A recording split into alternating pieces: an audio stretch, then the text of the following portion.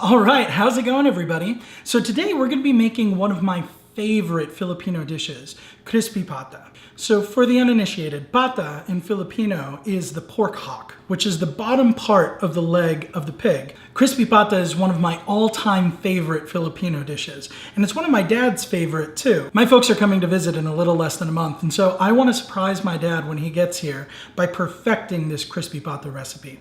So the overall recipe is pretty simple. You start with some pork hocks, you boil it with a combination of seasoning and spices for about an hour until the meat on the inside becomes succulent and soft. Then you leave the pork hocks to dry in a fridge for 24 hours, and you finish them off with a nice bath in the fryer. The end result is absolutely unbelievable. The skin on the outside of the pork hock is flavorful and crispy, and the meat on the inside just falls apart. And because it's high in fats and proteins and absolutely devoid of carbs, it's absolutely perfect for a ketogenic diet. So without further ado, let's get started. I can't wait to share this recipe from my culture with you.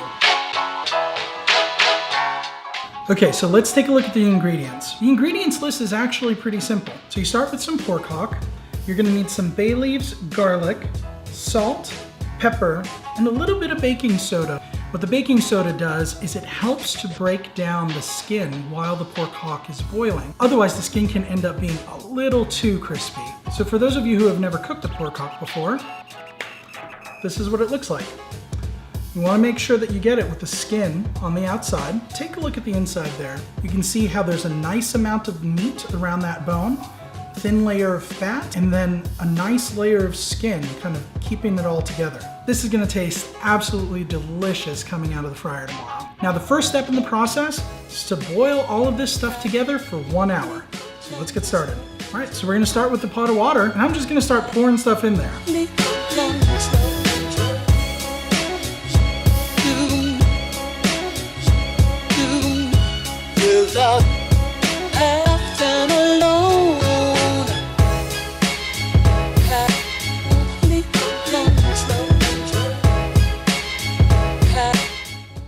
So now that we've got all the ingredients combined in a pot, it's time to just throw it on a burner and boil it for an hour.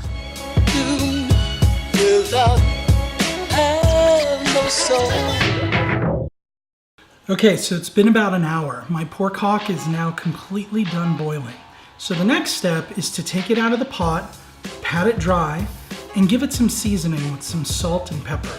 In addition to seasoning the pata, the salt will actually help to draw out the moisture as we let it sit in the refrigerator overnight.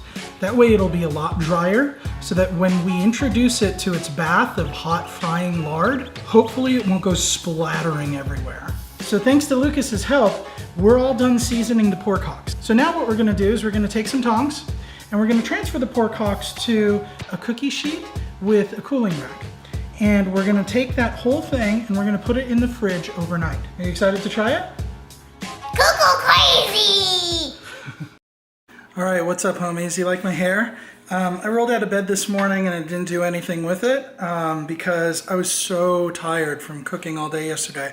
But it has been 24 hours, and you know what that means? That means that it's crispy pata day. I'm so excited. Oh my gosh!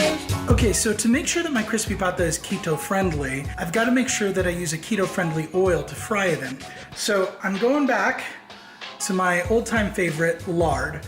So this is leftover lard from the chicken wings that we made a couple of weeks ago. If you haven't watched that video yet, go ahead and give it a watch. It's delicious. But just in case there's not enough of that lard, I actually picked up a little bit more at the farmer's market, so I should be good to go.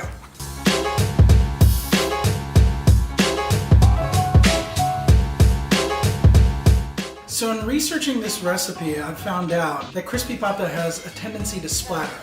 So I'm not taking any chances. All right, I've got my first 2 hocks ready for their lard bath.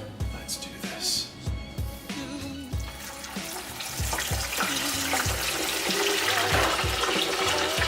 So since we boiled them yesterday, the meat is already cooked all the way through. So really, the purpose of putting them in the fryer is just to get the skin extra crispy. Full disclosure, I have no idea how long that'll take. I heated the lard to about 350, 360, just because its smoke point is just under 400. I figured higher temperature would get us crispier results. So I'm just gonna let it go and cook until I hear it stop popping as much, because honestly, it kind of freaks me out a little bit. Okay, so I pulled the first batch of pork hocks out of the fryer, and I think they look pretty good. My little fryer wasn't deep enough to fully submerge the pork hocks, so I ended up doing them at about 360 degrees Fahrenheit for about 4 minutes per side, but I think it did the trick. Check this out. And listen to how crispy. I literally cannot wait to eat that.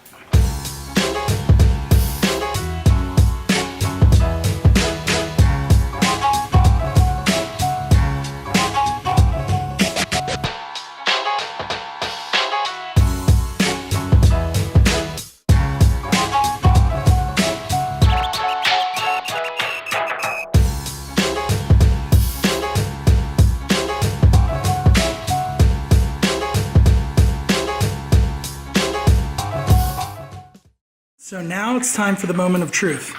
I'm gonna taste this thing.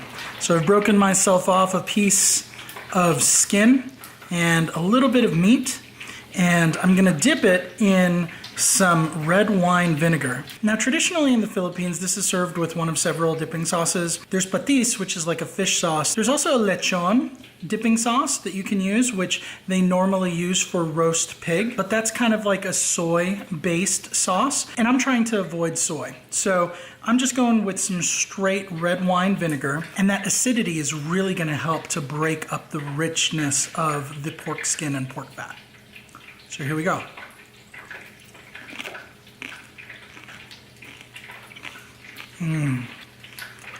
Oh my gosh, oh my goodness. That skin is so crunchy.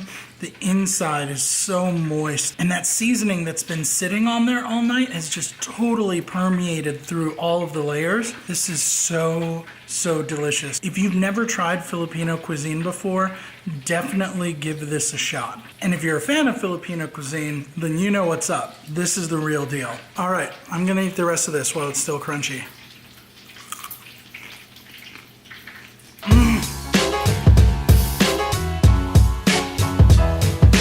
Can you say crispy pata? Crispy pata. Yeah, are you a fan?